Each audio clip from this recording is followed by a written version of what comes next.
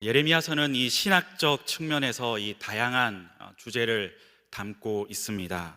예를 들면 이 하나님의 주권, 이 참 예언자와 거짓 예언자, 종말에 이루어질 이 하나님의 계획, 그리고 언약 위반에 대한 고소, 또 새 언약 등을 다루고 있습니다.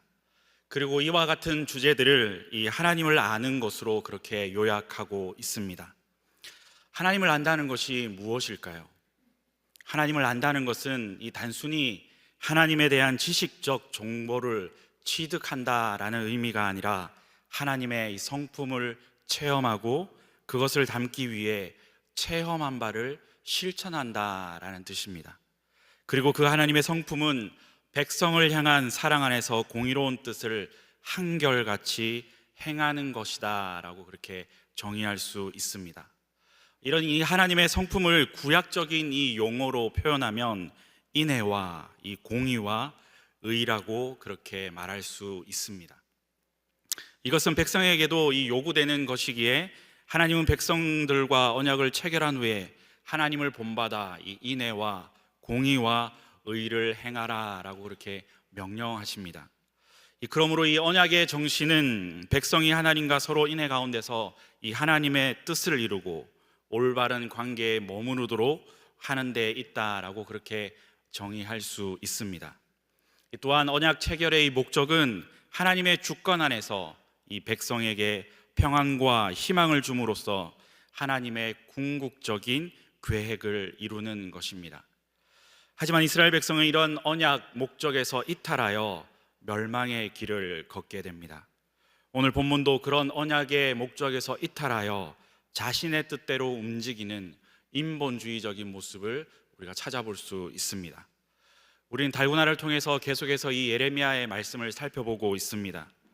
이스라엘이 이 바벨론에게 멸망당한 이후의 사건들을 계속해서 살펴보고 있죠. 이미 이 앞선 40장과 이 41장에서는 이스마엘 총독 그다랴를 암살하는 사건이 발생합니다. 그리고 그는 암몬으로 이 몸을 피하게 되면서 유다의 새로운 지도자가 등장하게 되는데 그 이름이 바로 오늘 본문에 나오는 이 요하난입니다. 비록 그는 이 그다랴를 죽이는 데에 직접적인 이 역할을 하진 않았지만 바벨론이 세운 이 총독을 죽인 사건으로 인해서 언제 이 바벨론의 공격을 받을지 알 수 없는 위기에 처한 이 유다의 지도자들이 애굽으로 이 도피하려고 계획을 세우고 있는 장면입니다. 그렇게 자신들의 이 계획을 다 세운 이후에 예레미야를 통하여서 하나님의 뜻을 물어달라라고 그렇게 요구합니다. 그리고 그 하나님께 기도를 해달라라고 요구한 다음에 하나님의 답변 또한 기록되어 있습니다. 오늘 본문의 말씀을 통하여서 짧은 시간이지만 세 가지의 교훈을 가지고 함께 하나님의 말씀을 좀 은혜를 나누고자 합니다. 첫 번째는 이 결정하고 기도하는 어리석음을 범하지 말아야 함을 우리들에게 교훈해 주고 있습니다. 오늘 읽은 본문 2절과 3절 말씀을 다시 한 번 더 함께 읽어보도록 하겠습니다. 선지자 예레미야에게 이르되 당신은 우리의 탄원을 듣고 이 남아 있는 모든 자를 위하여 당신의 하나님 여호와께 기도해 주소서. 당신이 보는 바와 같이 우리는 많은 사람 중에서 남은 적은 무리이니다. 당신의 하나님 여호와께서 우리가 마땅히 갈 길과 할 일을 보이시기를 원하나이다. 이 요한왕과 이 군대 지휘관과 백성들은 예레미야 선지자에게 하나님의 뜻이 무엇인지 알려달라라고 그렇게 부탁을 합니다. 이 단락만 본다면 이 사람들은 굉장히 신앙이 있는 것처럼 보이지만 사실 그들은 이미 마음속에 자신들이 어떻게 행할 것인지, 어떻게 풀어가야 할 것인지를 이미 다 계획을 하고 난 다음에 예레미야에게 기도를 요청합니다. 앞선 41장 17절 말씀을 보면 애굽으로 가려고 떠나 베들레헴 근처에 있는 게롯 기맘에 머물렀다라고 그렇게 기록합니다. 또한 43장 이 4절 말씀을 보면 요한왕과 모든 군 지휘관과 모든 백성이 유다 땅에 살라 하시는 여호와의 목소리를 순종하지 아니했다라고 그렇게 말씀하고 있습니다. 그들이 이 애굽으로 행하려고 하는 이유는 간단합니다. 바벨론이 임명한 총독을 죽인 사건으로 인해서 자신에게 이 책임으로 다가올까 봐 두려운 마음이 있었기 때문입니다. 이것만 보더라도 이 요하나는 애굽으로 가고자 이미 마음속으로 결정하고 예레미야를 통하여서 하나님의 뜻은 어떠한 것인지 한번 떠보고자 그렇게 기도를 요청하는 장면입니다. 그는 본문 6절 말씀에서도 분명히 하나님의 말씀이 우리에게 좋든지 좋지 않든지를 막론하고 순종하겠다라고 그렇게 대답합니다. 그러나 그것은 거짓말입니다. 말씀이 자기 구미에 맞으면 순종하고 맞지 않으면 불순종할 것이기 때문입니다. 우리는 종종 살아가면서 여러 가지의 계획들을 세우면서 살아갑니다. 자신의 뜻을 정해놓고 이 하나님의 뜻을 구하며 내 뜻과 다르면 순종하지 않는 불신앙의 모습을 우리의 모습에서 어렵지 않게 찾아볼 수 있습니다. 예를 들면 이렇게 비유할 수 있을 것 같습니다. 저희 집에 아이가 3명이 있습니다. 3명이 있는데 핸드폰을 가지고 난 다음부터는 자신들이 보는 것들이 많아졌어요. 그러니까 평소에 옷을 사러 가거나 이렇게 매장에 가서 옷을 사지 않으면 볼 수 없었는데 이제 핸드폰을 이렇게 보다 보니까 쇼핑몰에 들어가서 여러 가지 자신들이 사고 싶은 옷도 보고 이렇게 로션도 보고 여러 가지 많은 것들을 보게 되더라고요. 근데 그 중에 한 아이가 저한테 와서 이런 이야기를 합니다. 아빠, 나 무엇이 사고 싶은데 하나 사주면 안 돼요? 이렇게 와요. 그래서 네가 사고 싶은 게 뭔데? 라고 이야기를 하면서 무엇을 사고 싶은지를 물어봅니다. 그러면 대답을 하지 않고 카카오톡으로 자신이 봤던 링크를 보내줘요. 아빠, 나 이거 사고 싶어. 근데 대부분, 모두가 다 그렇진 않지만 대부분 보내주면서 사달라고 하는 그 내용을 보면 이걸 꼭 사줘야 될까? 이런 것들이 굉장히 많습니다. 그러다 보니 제가 이렇게 대답을 합니다. 아빠가 조금 고민을 해보고 엄마하고 상의하고 너에게 답변을 줄게. 그러면 그때부터 하소연을 시작합니다. 이번 달에만 행사하는 건데 내가 오랫동안 이거 사려고 그렇게 내가 기다렸는데 못 샀단 말이야. 사지 그랬어. 아빠가 용돈을 안 줬잖아. 돈이 부족해. 살 수가 없어. 그래도 아빠가 생각해보고 답변을 해줄게. 그러면 그때부터 어떻게 나오냐면 나 아무것도 안 해. 학교도 안 갈 거야. 학원도 안 갈 거고 밥도 안 먹을 거야. 나 이 집에서 아무것도 안 할 거야. 그럽니다. 그럼 제가 뭐라고 할까요? 네 하고 싶은 대로 해. 그러면 거기서 끝날까요? 끝나지 않아요. 엄마한테 가요. 엄마한테 가서 아빠한테 이야기했는데 아빠가 안 사준대. 엄마는 돈이 없어. 사줄 수가 없어. 그렇게 계속 실랑이를 벌입니다.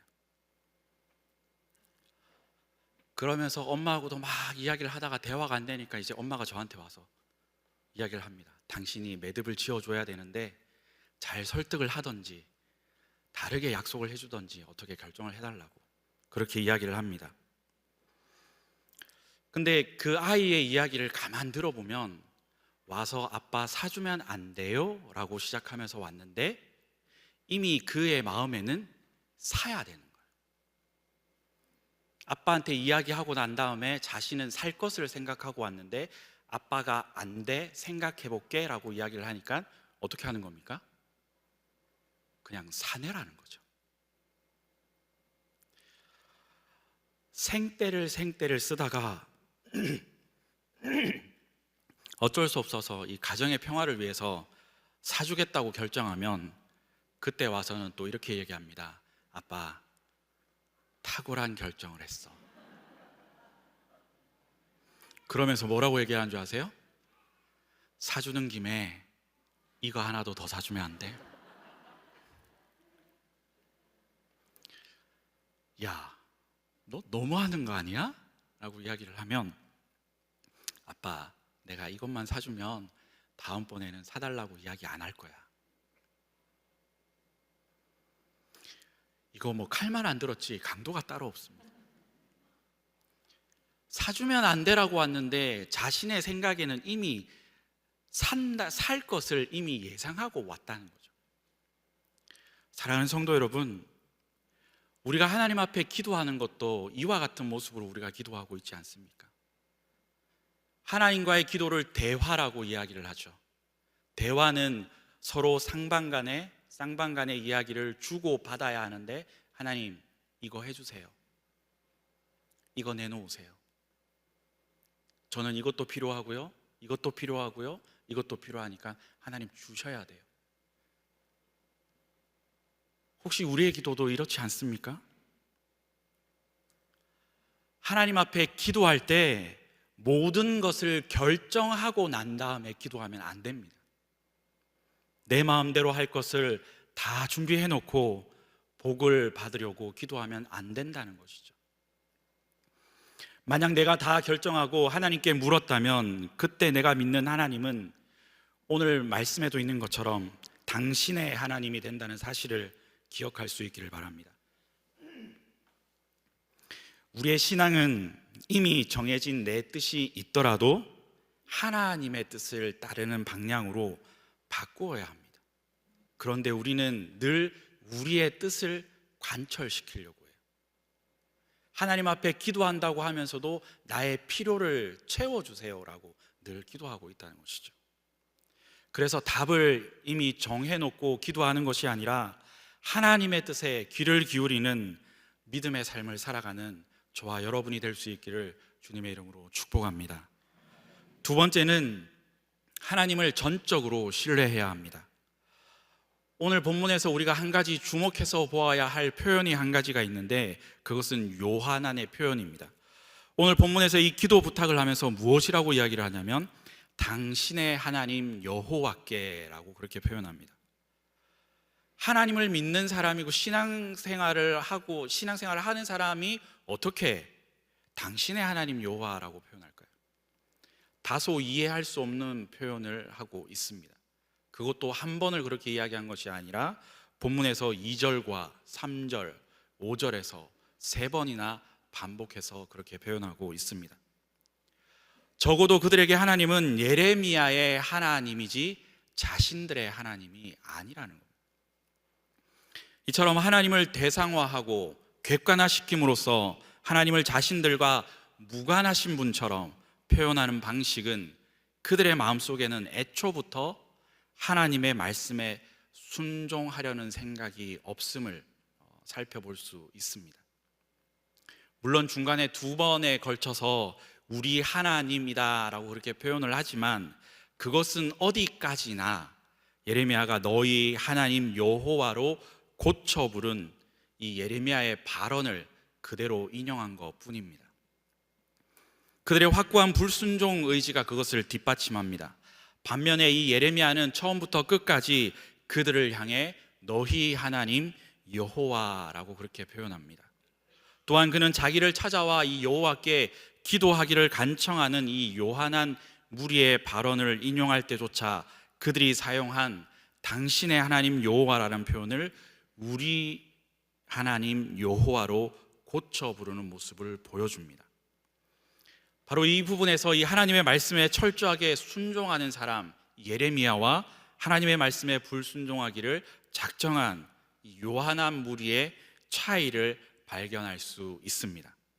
예레미야는 이 말씀의 종으로 요한한 무리의 이 잘못된 신앙을 지적하고 그들의 삐뚤어진 표현을 바로 잡고 있습니다. 하지만 그들의 어리석은 신앙과는 달라지지 않았습니다. 사랑하는 성도 여러분, 우리는 전적으로 하나님을 의지해야 합니다. 전적으로 하나님을 신뢰해야 합니다. 제가 설교 시간에도 몇 번 이렇게 표현을 했던 것 같은데요, 저는 믿음을 정의할 때 늘 이렇게 정의하는 것을 좋아합니다. 믿음이란 하나님을 전적으로 의지하는 것, 그리고 성경을 성령님의 도우심으로 믿는 것이다 라고 저는 믿음을 정의합니다. 그리고 하나님을 믿는다고 끝나는 것이 아니라 하나님과 동행하는 삶이 바로 하나님을 전적으로 믿는 것이다 라고 그렇게 정의합니다. 그렇다면 이 동행하는 삶이란 무엇일까요? 우리가 가진 지식, 우리가 가진 경험을 다 내어버리고 성령님의 인도하심을 따라 사는 것입니다. 그것이 바로 하나님과 동행하는 삶입니다. 오직 하나님만 바라보며 하나님의 뜻을 따라 살아가는 것을 의미합니다. 내가 필요할 때만 하나님이고 내가 필요할 때만 하나님 앞에 나와서 기도하는 것, 그러나 내가 필요하지 않을 때는 내 마음대로 스스로 판단하고 결정하고 살아가는 모습은 신앙의 사람이다 라고 그렇게 말할 수 없습니다. 저는 간절히 소망하기를 전적으로 하나님을 믿고 의지하는 것뿐만 아니라 우리가 가진 지식과 경험을 내어버리고 성령님의 인도하심을 따라 하나님과 동행하는 믿음의 삶을 살아가는 저와 여러분의 삶이 될 수 있기를 주의 이름으로 축복합니다. 마지막 세 번째는 가장 안전한 길은 순종의 길입니다. 이 요한안의 무리가 이 기도를 요청한 지 열흘이 지난 후에야 비로소 여호와의 말씀이 예레미야에게 임했습니다. 아마도 이 예레미야는 요한안 무리의 기도 요청을 받고 열흘이라는 오랜 시간을 기도하며 기다렸을 것입니다. 열흘이 지난 후 여호와의 말씀에 대한 확신을 갖게 된 예레미야는 말씀을 전하기 위해서 요한안 무리를 불러 모읍니다. 하나님께서 이 예레미야를 통해 하신 말씀은 긍정적인 답변과 부정적인 답변 두 가지를 전달합니다. 긍정적인 답변은 애굽으로 가지 않고 지금 있는 이 유다 땅에 머물면 그들을 세우고 심으시며 재앙에 대한 뜻을 돌이키겠다라는 말씀입니다. 그리고 부정적인 답변은 하나님의 말씀에 끝까지 불순종하고 애굽으로 가게 되면 하나님의 심판이 반드시 임하게 될 것이라 라는 겁니다. 10절 말씀을 보면 너희가 이 땅에 눌러앉아 산다면 여호와께서 그들에게 내리신 재난의 뜻을 돌이킬 것이고 그들을 세워주시고 심어주시겠다라고 말씀합니다. 식물을 심고 뽑지 아니하면 결국 꽃피고 열매를 맺습니다. 애굽으로 가지 않고 이 유다에 머물러서 살면 바벨론의 공격도 없을 것이고 열매 맺는 삶을 살게 된다라는 의미입니다. 뿐만 아니라 이 하나님은 이미 마음을 결정한 이 요한안에게 돌이킬 수 있는 시간을 열흘이나 주셨습니다. 기도의 응답을 기다리고 있는 그들로서는 열흘의 시간이 아마도 굉장히 긴 시간이었을 것입니다. 그러나 하나님의 입장에서는 열흘이라는 긴 시간 동안 그들의 판단을 돌이키기를 기다리셨던 것이죠. 하나님은 우리에게도 결정한 마음을 철회할 수 있는 시간을 주고 있다는 사실을 기억할 수 있기를 바랍니다. 시간을 주실 때 우리가 결정한 것을 버리고 하나님의 응답에 귀 기울여야 합니다. 우리가 임의로 결정한 것이 자꾸 미루어지는 것 같고 우리가 계획하는 모든 일들이 우리가 생각하는 것처럼 잘 진행되지 않는 것처럼 느껴지지만 인내심을 가지고 하나님의 말씀을 기다려야 합니다. 그리고 11절에는 두려워하지 말라, 겁내지 말라라고 번역되어 있지만 원문의 뜻은 두려워하지 말라입니다. 즉, 이 동일한 표현을 반복한 것은 유다의 남은 백성들이 얼마나 이 바벨론 왕을 두려워했는지를 보여줌과 동시에 바벨론 왕을 결코 두려워해서도 안 되고 그럴 필요가 없다라는 것을 강조하기 위한 표현입니다.